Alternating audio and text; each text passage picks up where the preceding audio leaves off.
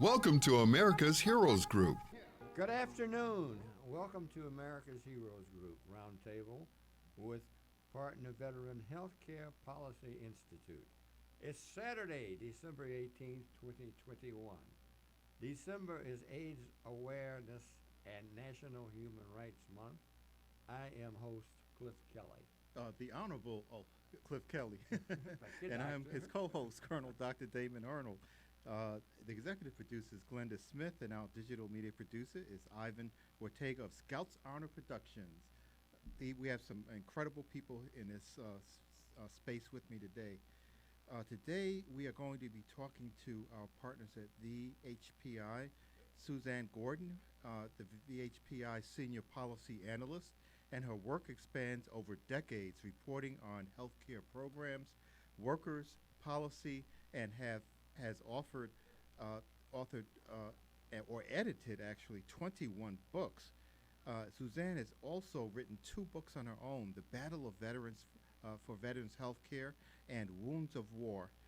Both are a prime target for you to read. Make sure you get those books, The Battle for Veterans Healthcare and Wounds of War.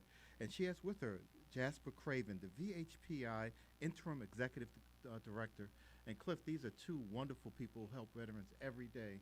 How are you doing? Good. Thanks for having us. Good, good. And we're going to have a discussion today about the VA quality and access standards for private care. So, Suzanne, do you want to lead us off on that? Yeah. Well, basically, under the Mission Act, which was passed by Congress in 2018, and we've talked about a number of times on this show, veterans were permitted to go get care in the private sector under very specific conditions, like if they really couldn't get care at the VA, if there were terrible delays, and if it was medically necessary. And Trump's VA Secretary, Robert Wilkie, really ignored the intent of Congress and set standards that had nothing to do with medical necessity or excessive delays, but were essentially about drive times and wait times. And if you had to drive more than 30 minutes for a mental health or primary care appointment, or wait more than 20 days, or if you had to drive more than 60 minutes and wait more than 28 days, you could go to the private sector. They also didn't count telehealth as an appointment in the VA, but it's counted as an appointment in the private sector. So you have a situation that essentially guarantees that people will be sent away from the VA and into the private sector because, you know, there's almost no place in urban or rural America where you don't have to drive 30 or 60 minutes for an appointment. Mm-hmm. And there's a number of studies that have showed that there was a recent study of cataract surgery that showed that many people were being sent to private for-profit cataract surgeons when the VA was even closer to them. And so there is now an unprecedented opportunity for the VA secretary to remedy this problem, which is cannibalizing the Veterans Health Administration budget, because the Mission Act required a every 3-year evaluation of the access and quality standards. And we at VHPI, and we just had an article published in the Hill to this effect, argue that the secretary should really look at these unrealistic standards that the Trump administration set because they wanted to privatize the VA and reconsider them. Okay. Yeah, and what's your view on this, Jasper? What do you think about what's going on? Yeah, I mean, clearly Suzanne quite nicely summed up the issue here. I mean, the 2018 Mission Act was undertaken in such a way that it ensured veterans would not actually be able to effectively choose the best healthcare option for them. This law was sold and ratified by President Trump as a way for veterans to have an apples-to-apples comparison between private sector care and that in the VA around quality and access. And clearly that has not happened. It's incredibly difficult for us at VHPI to imagine a scenario in which the private sector actually offers up even a fraction of the amount of data and transparency that the VA offers when it comes to what's going on inside departmental or hospital walls. And so there is this moment now where these standards are up for debate and evaluation, and we believe there's a way to improve them. However, at the end of the day, the VA already offers care that is, on the whole, better and cheaper and faster than the private sector. So this debate and the Mission Act itself is largely sort of creating a strange series of choices when one of them, that being the VA, is clearly the best. Yeah, one of the things I'm afraid of is, and there's two things, and Cliff and I have talked about this before, about this, your rights within the VA system. Exactly. And, all the rights seem to be tied to the legislation and the laws and the rules that are embodied in the VA structuring. And what I'm afraid of is if you privatize those things, will there be an erosion of the rights to treatment or the rights to care, or will, people edge out the veterans' rights to being covered under a healthcare system? And that scares me personally. I'm not sure how valid that is, but maybe you can make a comment about that. And then also, how does this relate to TRICARE? Well, you raise really important points. Right now, there's a huge amount of money going out from the VA financial coffers into the private sector because private sector care is more expensive. There was just a recent OIG, VA Office of the Inspector General report about huge amounts of upcoding. So this is a constant in private sector healthcare where doctors and other providers are on salary and not on salary, but in a fee-for-service system, and it's every procedure, everything is billed separately, and there's an incentive to what they call upcode, which means make it seem like you're doing more when you aren't because you get paid more. And what they've discovered in the private sector is that private sector providers are trying to rig the payment system because, unlike the VA, the Mission Act is a fee-for-service system, and they are pretending fraudulently that they're doing more management and evaluation of the patient than they're doing. And their fees for this non-management, non-evaluation that they're not doing have gone up by something like 300% since 2017, to the tune of, I think, $69 billion or something. Wow. And, no, $69 million, I'm so sorry, $69 million. And basically, so you have that, you have huge increase, 100% increase between 2017 and 2021 in the budget spent on private sector care. And so, you have all this money draining away, and the American public only has a certain tolerance for paying for care for veterans.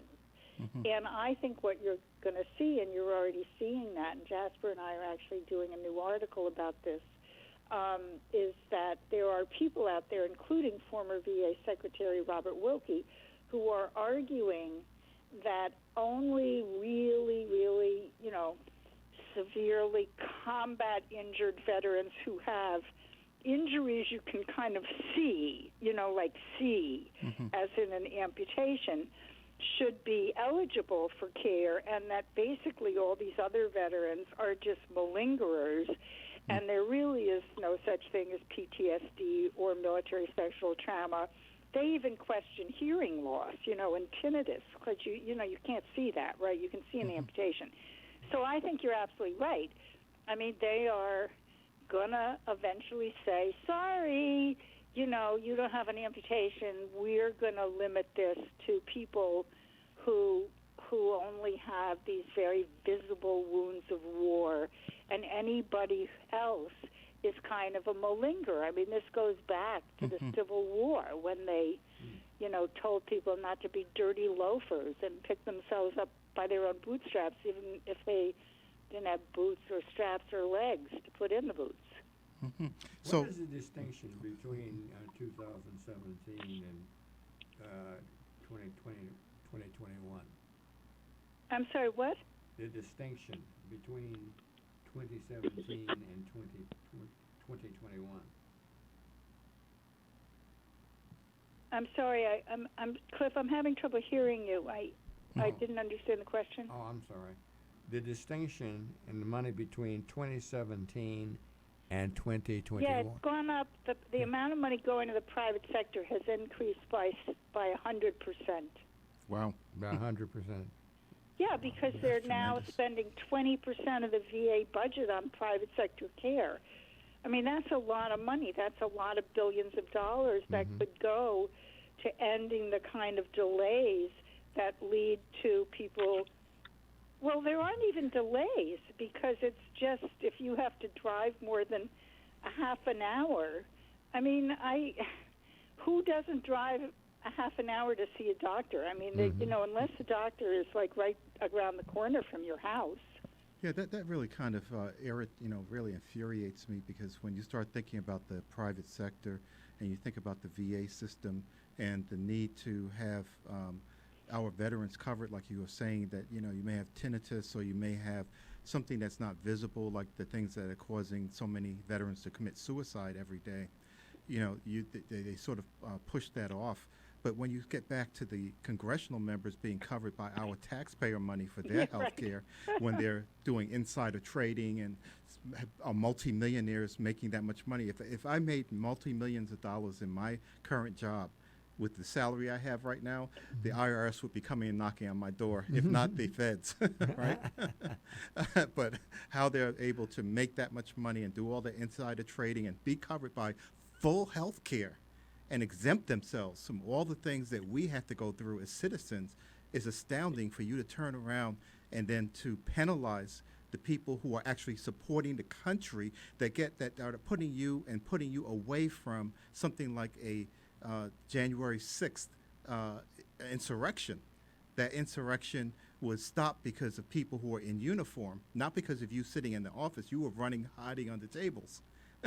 Yeah, well, I mean, the other thing that I think is really important to note here when you look at the access standards is even if you agreed with them, which we don't, when they designed this Mission Act, they made an assumption that there was enough private sector capacity out there to accommodate, something like 9 million veterans going into the private sector. Right. Well, that was an erroneous assumption given our primary care crisis and the shortage of primary care providers, given a shortage of mental health providers, et cetera.